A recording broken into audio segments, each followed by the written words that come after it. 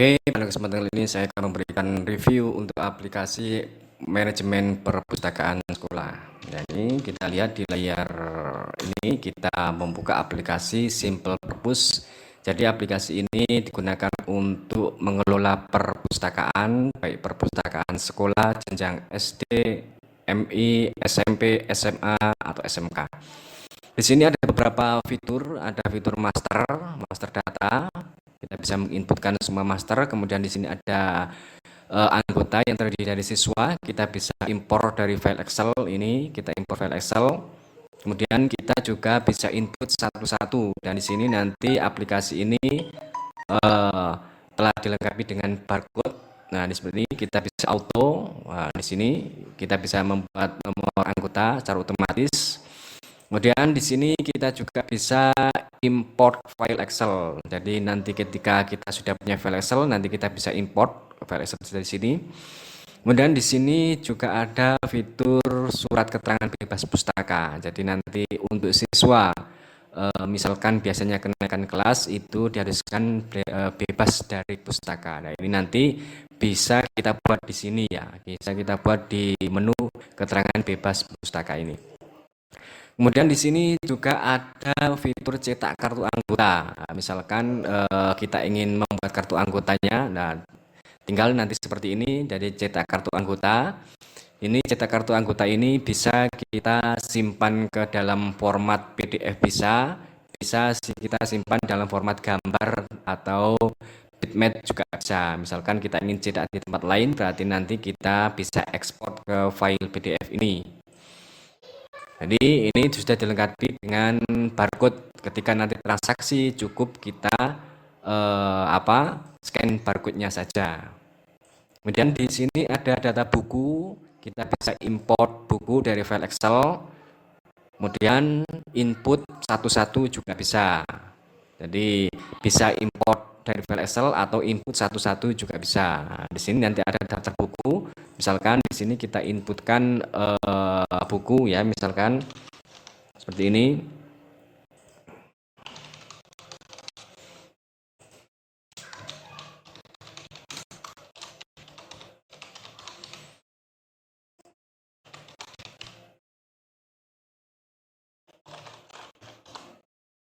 Kemudian kita pilih tempat terbit, tahun terbitnya juga.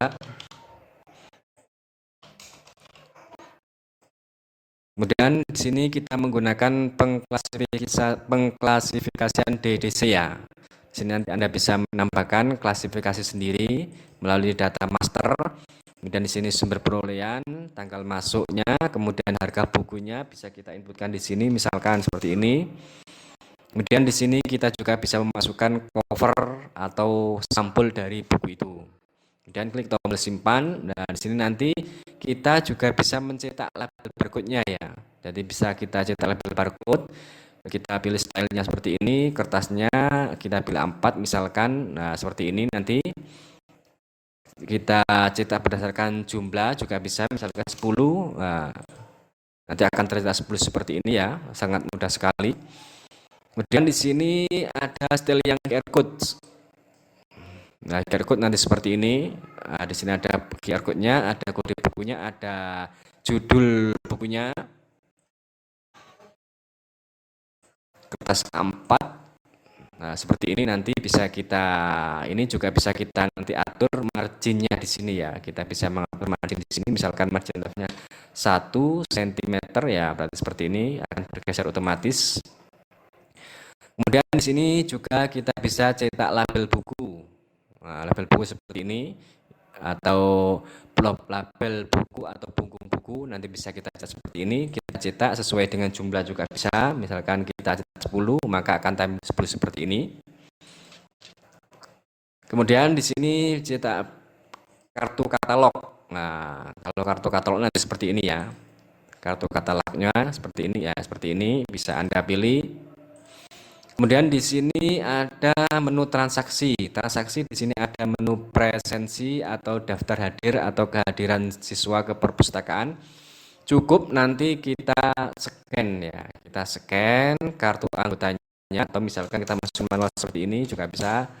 ID tidak ditemukan. Kalau tidak ditemukan, kita bisa di sini, kita lihat di sini, misalkan 004. Nah, seperti ini. Terima kasih. Selamat membaca. Seperti ini maka akan tampil di sini. Kemudian di sini ada katalog, kita bisa melihat atau mungkin siswa nanti bisa melihat katalog ini. Kita double klik, ada tampilan seperti ini, ada informasi yang lain. Kemudian di sini ada peminjaman. Jadi di aplikasi ini juga dilengkapi dengan fitur peminjaman buku. Caranya cukup mudah sekali. Kita di sini masukkan kode anggota, misalkan nomor anggotanya seperti ini. Lalu enter atau scan barcode, kemudian kode bukunya kita masukkan kode buku seperti ini, tidak ditemukan. Kita coba cek di sini 01 stok kosong. Nah, kalau stok kosong tidak bisa ya. Kita coba di sini ubah stok terlebih dahulu, edit stoknya kita buat 10 misalkan ya, dan kita lakukan peminjaman, transaksi peminjaman di sini.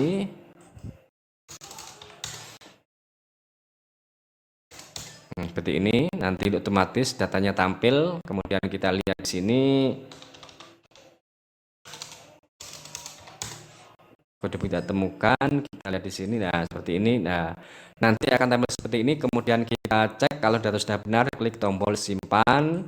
Kemudian kita cetakkan bukti peminjaman seperti ini. Kemudian nanti saat pengembalian buku, kita buka menu pengembalian buku, kita scan kode anggotanya, enter. Di sini nanti ada daftar buku yang dipinjam dan klik OK. Kemudian di sini klik simpan. Kemudian kita cetak bukti pengembalian. Nah, itu adalah transaksi peminjaman, transaksi pengembalian pada manajemen perpustakaan. Dan di sini ada banyak sekali laporan yang bisa Anda lihat nanti. Laporan presensi, laporan peringkat, kemudian laporan histori. Nah, seperti ini bisa kita lihat. Nanti historinya seperti ini. Kemudian di sini nanti menu admin Anda bisa mengatur kartu anggota. Nah, itu adalah review atau tutorial untuk aplikasi perpustakaan. Adapun jika Anda tertarik nanti bisa menghubungi saya di nomor ini. Terima kasih.